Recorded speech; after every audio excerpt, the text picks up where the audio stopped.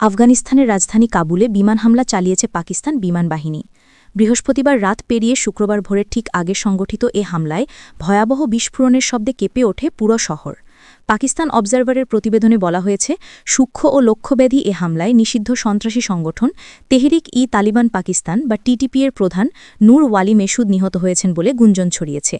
তার সঙ্গে সংগঠনের শীর্ষ নেতা কারি সাইফুল্লাহ মেসুদ সহ আরও কয়েকজন সহযোগীরও মৃত্যু হয়েছে বলে ধারণা করা হচ্ছে।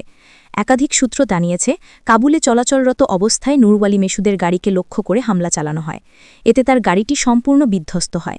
স্থানীয় সংবাদমাধ্যম এখনও আনুষ্ঠানিকভাবে তার মৃত্যুর খবর নিশ্চিত করেনি, তবে তিনি গুরুতর আহত হয়েছেন বলে জানানো হয়েছে। প্রত্যক্ষদর্শীরা জানিয়েছেন, হামলার সময় মেসুদ প্রকাশ্যে গাড়িতে ছিলেন।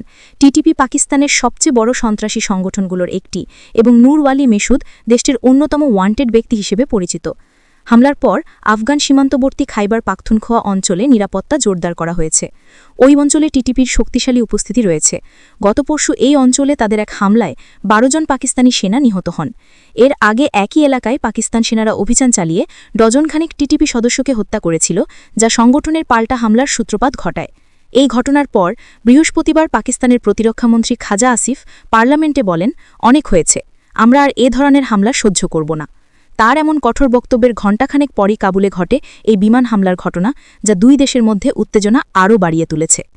কাবুলের স্থানীয় বাসিন্দারা জানিয়েছেন, হামলার সময় তারা আকাশে বিমান চক্কর দিতে দেখেছেন এবং পরপর দুটি প্রচণ্ড বিস্ফোরণের শব্দ শুনেছেন।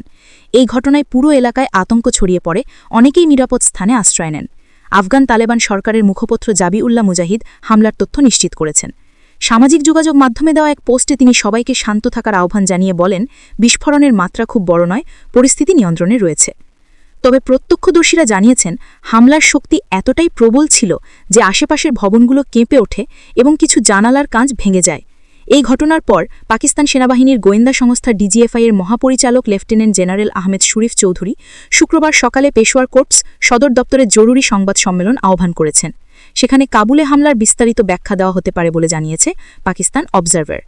পাকিস্তান আনুষ্ঠানিকভাবে এখনও হামলার দায় স্বীকার না করলেও একাধিক সামরিক বিশ্লেষক মনে করছেন, এটি টিটিপি নেতাদের বিরুদ্ধে টার্গেটেড স্ট্রাইক হিসাবে পরিচালিত হয়েছে।